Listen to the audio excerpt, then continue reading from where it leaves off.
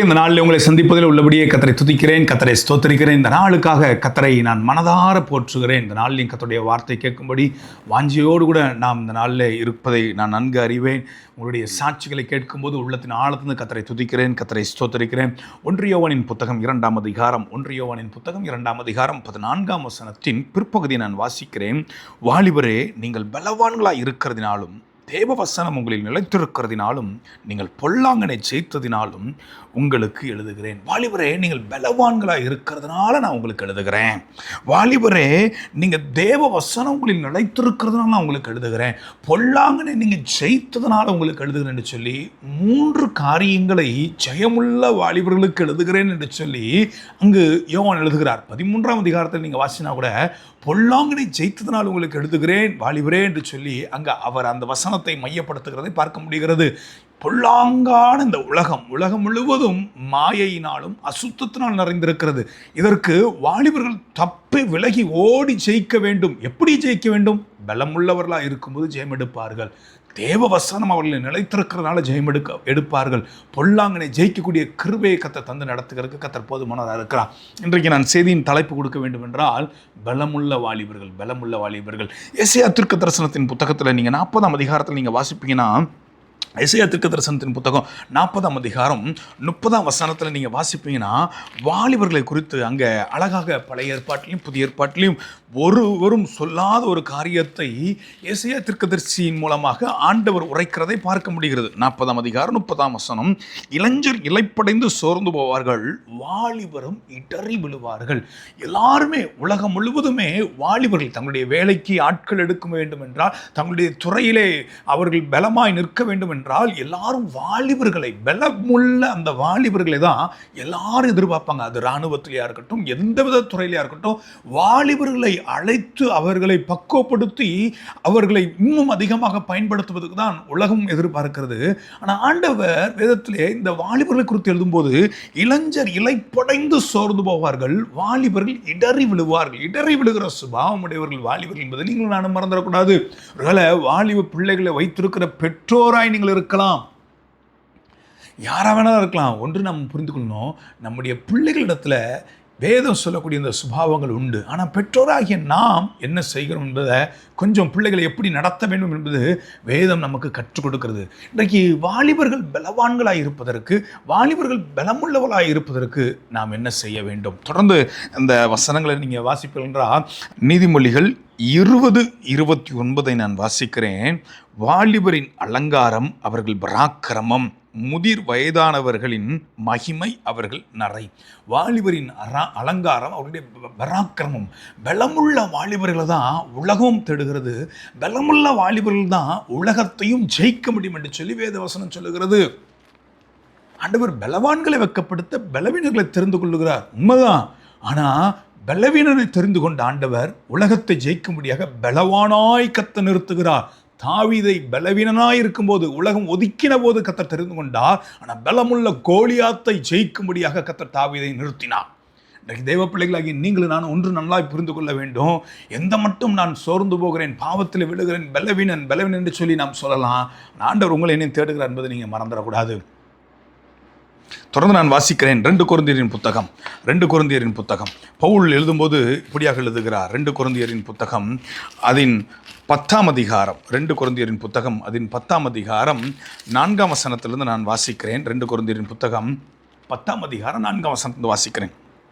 எங்களுடைய போராயுதங்கள் மாம்சத்துக்கேற்றவர்களாக இராமல் அரண்களை நிர்மூலமாகிறதற்கு தேவ பலமுள்ளவைகளாக இருக்கிறது. அவைகளால் நாங்கள் தர்க்கங்களையும் தேவனை அறிகிற அறிவுக்கு விரோதமாக எழும்புகிற எல்லா மேட்டின்மைகளையும் நிர்மூலமாக்கி எந்த எண்ணத்தையும் கிறிஸ்துவுக்கு கீழ்ப்படிய சிறைப்படுத்துகிறவர்களாக இருக்கிறோம். எல்லாம் ஒன்று புரிந்து கொள்ளுங்க, எங்களுடைய போராயுதங்கள் மாம்சத்துக்கேற்றவர்களாக இராமல் அரண்களை நிர்மூலமாக்கத்தக்க தேவ பலம் உள்ளதாக இருக்கிறதாம். இன்னைக்கு நாம் பலவீனர்களாக இருக்கும்போது ரட்சிக்கப்பட்டிருக்கலாம். ஆனால் ஒன்று புரியுங்க, அதே பலவீன அனுபவத்தோடு கூட நம்மை நடத்துகிற ஆண்டவர் அல்ல, நம்மை பலப்படுத்துகிற ஆண்டவராக இருக்கிறார். எங்களுடைய போராயுதங்கள் மாம்சத்துக்கு ஏற்றவர்களாக இராமல். இன்னைக்கு பொதுவாக வாலிபர்கள் மாம்சத்தில் சில காரியங்களை செய்வாங்க, தர்க்கம் பண்ணுவாங்க, தேவனை அறிகிற அறிவுக்கு விரோதமாக இருக்கிற செய்கைகளுக்கு எல்லாம் ஒத்து போவாங்க. ஆனால் வேதம் சொல்லுகிறது, ஒரு மனிதன், ஒரு வாலிபன் தேவ பலத்தினால் நிரப்பப்பட்டிருப்பான் என்றால் தேவனை அறிகிற அறிவுக்கு விரோதமாக இருக்கிற எந்த செய்கையும் சிறைபிடிப்பான், கீழ்ப்படுத்துவான் என்று சொல்லி வேதத்தில் வாசிக்கிறோம். அதில் அழகாக அந்த வார்த்தை இருக்குல்ல, எந்த செய்யும் கிறிஸ்துவுக்குள் கீழ்ப்படிய சிறைப்படுத்துகிறவர்களாக இருப்பார்கள். இன்னைக்கு நம்ம யோசித்து பார்ப்போம். தேவ பிள்ளைகளே, நம்முடைய போராயுதங்கள் என்னவா இருக்கிறது? தர்க்கம் பண்ணி கொண்டே இருப்போம் என்றால் பலவீனர்கள். கிறிஸ்துவை அறிகிற அறிவுக்கு விரோதமான காரியங்களை செயல்படுத்தி கொண்டே இருப்போம் என்றால் வேதம் நம்மை பலவீனர்களாக தான் பார்க்கிறது. நான் பலமுள்ளவர்களாக இருந்தால் அரண்களை நிர்மலமாக்கத்தக்கது தேவ பலனாக இருக்குமா? பலமுள்ள வாலிபர்கள் பொல்லாங்கனை ஜெயிக்கிறாங்க. தொடர்ந்து செய்திகளை கவனிப்போம். நாம் பலமுள்ளவர்களாக இருக்க வேண்டும். கிறிஸ்துவுக்கு விரோதமாக இருக்கக்கூடிய எந்த செய்கையும், ஆண்டவரை அறிகிற அறிவுக்கு விரோதமாக இருக்கக்கூடிய எந்த காரியத்தையும் சிறைப்படுத்தக்கூடிய கிருபையை கர்த்தர் தருகிறதுக்கு கர்த்தர் போதுமானவராக இருக்கலாம். ஆண்டவர் போதுமானவராக இருக்கிறார். ரட்சிக்கப்பட்ட புதுசில் பலவீனர்களாக இருந்தோம். ரட்சிக்கப்பட்ட புதுசில் பரிசுத்தத்தில் தடுமாறுகளாக இருந்தோம். ரட்சிக்கப்பட்ட புதுசில் நாம் பலவிதமான பாவ சோதனையில் இருந்தோம். அதே பாவ பழக்கத்தோடு இன்னும் ரட்சிக்கப்பட்டு பல ஆண்டுகளாயும் அப்படியே இருக்கிறோமா? ஊழியத்திற்கு வந்ததுக்கப்புறம் அப்படி தான் இருக்கிறோமா? ஜபானுவத்துக்குள்ளே வந்ததுக்கப்புறமும் இன்னும் அதே தர்க்கம், அதே வாக்குவாதம், கர்த்தர் விரும்பாத செய்கள், ஆண்டவரை அறிகிற அறிவுக்கு விரோதமாக இருக்கக்கூடிய செய்களுக்கு நாம் செவி சாய்க்கிறோமா? இன்னைக்கு வசனத்துக்கு நேரம் நம்ம திரும்பும். ஆண்டவரே, நீங்கள் என்ன பலப்படுத்துங்க. லாபான் யாக்கோபுக்கு சம்பளத்தை மாற்றும் போது 10 முறை சம்பளத்தை மாற்றுறாரு. யாக்கோபு லாபான்கிட்ட போராடல. அந்த சம்பவத்தை நீங்கள் பொறுமையாக ஆதியாகமம் 30ஆம் அதிகாரத்தில் நீங்கள் வாசிங்கன்னா, பலமுள்ள ஆடுகள் எல்லாம் யாக்கோபை சேரும்படி கர்த்தர் உதவி செய்தார். ஒருவேளை அவர்களால் தன் அம்பார துணி நிரப்புகிற புருஷன் பாக்கியவான் என்று சொல்லி 127ஆம் சங்கீதத்தில் வாலிபர்களை குறித்து வாசிக்கிறோம். ஒருவேளை உங்களை சுற்றி பலமுள்ள வாலிபர்கள் இருக்க வேண்டும் என்றால், பலமுள்ள காரியங்கள் நமக்கு இருக்க வேண்டும் என்றால், லாபானை போல நம்ம நெருக்கக்கூடிய மனிதர்கள் இருக்கலாம். சுற்றி நமக்கு நம்முடைய காரியங்களை வாய்க்க பண்ணாதபடிக்கு எழும்பி யுத்தம் பண்ணலாம். ஆனால் யாக்கோபு போல கர்த்தர்ட்ட ஆலோசனை கேட்கும்போது வாலிபர்களால் நம்முடைய அம்பார துணி நிரப்புகிறதுக்கு கர்த்தர் போதுமானவராக இருக்கிறார். ஏன்னா 127ஆம் சங்கீதத்தில் அப்படி தான் இருக்குது.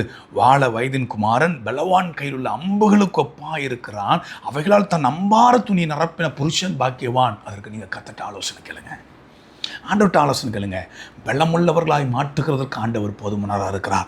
வாலிபர்களே, நீங்கள் பலவான்களாக இருக்கிறதுனால நான் உங்களுக்கு எழுதுகிறேன்.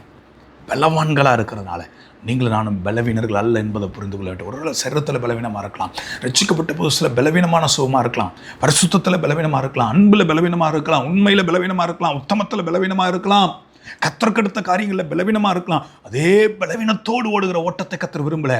ஆனால் பலப்படுத்த கர்த்தர் பிரியப்படுகிறார். பவுல் சொல்லுகிறான், என்னை பலப்படுத்துகிற கிறிஸ்துவினாலே எல்லாவற்றையும் செய்ய எனக்கு பலனுண்டு. பெரிய கோலியாத், சிறுவையன் தாவீது, அவனை வீழ்த்துறதற்கு தேவ பலத்தோடு அவன் நின்றான். இன்றைக்கு நீங்களும் நானும் உங்களை எதிர்க்கிறது பெரிய ஆயுதங்களாக இருக்கலாம், உங்களை எதிர்த்து நிற்பது பெரிய காரியமாக இருக்கலாம். ஆனால் தேவ பலத்தோடு நாம் அவைகளை எதிர்க்கும் போது நான் ஒன்று சொல்லுகிறேன், வாலிபர்களே, பலவான்களாக இருக்கிறதுனால உங்களுக்கு எழுதுகிறேன்னு சொல்லுகிறார். அந்த பலவான் ஆகிய வாலிபன் பொல்லாங்கனை ஜெயித்தான் என்று சொல்லி கீழே இருக்கக்கூடிய காரியங்களை பார்க்கிறோம். நீங்கள் நம்ம தயவாக சொல்லுகிறேன், ஜெயிக்க வேண்டுமா? கர்த்தர்ட்ட ஆலோசனை கேளுங்க. ஜெயிக்க வேண்டுமா? கர்த்தருடைய பலனை சார்ந்து கொள்ளுங்க. ஜெயிக்க வேண்டுமா?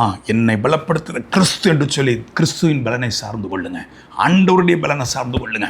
உன்னுடைய பலவீனத்திலே என்னுடைய பலன் விளங்கும் என்று சொல்லி கர்த்தர் சொல்லியிருக்கிறார் அல்லவா? கர்த்தருடைய பலனை சார்ந்து கொள்ளுங்க. உங்கள் பலவீனங்களை மேன்மை பாராட்டாதீங்க, கர்த்தருடைய பலத்தை மேன்மை பாராட்டுங்க. கர்த்தர் ஆச்சரியமாக நடத்த கர்த்தர் போதுமானவராக இருக்கிறார். கண்களை முடிச்சு பிப்போமா? தகப்பனே, பலவான்களை வெட்கப்படுத்தும்படி தேவன் பலவீனர்களை தெரிந்து கொள்கிறீர். ஆண்டவரே, வாலிபரே, பலவான்களாக இருக்கிறதுனால உங்களுக்கு எழுதுகிறேன் என்று சொல்லி எழுதியிருக்கிறேன். ஒருவேளை ஆண்டவரே, ஸ்தோத்திர ராஜா, என் சத்தத்தை கேட்கிற தேவ பிள்ளைகள் ஜீவிதம் இல்லாமல் ஜெயிக்க முடியாமல் சோர்ந்து தடுமாறி போகலாம். இன்றைக்கு கர்த்தர் பலப்படுத்துவீராக. தாவீதை பலப்படுத்தி ஜெயிக்க வைத்த ஆண்டவர், யோசேப்பை பலப்படுத்தி ஜெயிக்க வைத்த ஆண்டவர், ஆண்டவரை எலியா, யெகூ போன்றவர்களை பக்தி வைராக்கியத்தோடு நிறுத்தின ஆண்டவர், இவர்களையும் கத்த நிறுத்துவீராக, அலங்கரிப்பீராக, ஒவ்வொருவரையும் பலப்படுத்தின ஆண்டவரே ஸ்தோத்திரம். எங்களை சுற்றி வாலிபர்கள் எங்களுடைய அம்பார துணியிலே நிரம்பியிருக்கட்டும், அர்ப்பணிக்கிறோம். கர்த்தருடைய ஆலோசனைக்கு பலமுள்ளவர்கள் எங்களை சூழ்ந்திருக்கட்டும் ராஜா. கர்த்தருடைய ஆலோசனைக்கு நாங்கள் செவி கொடுக்கிறோம். கர்த்தர் மகிமைப்பட்டங்க. இயேசுவின் மூலம் பிதாவே, ஆமென்.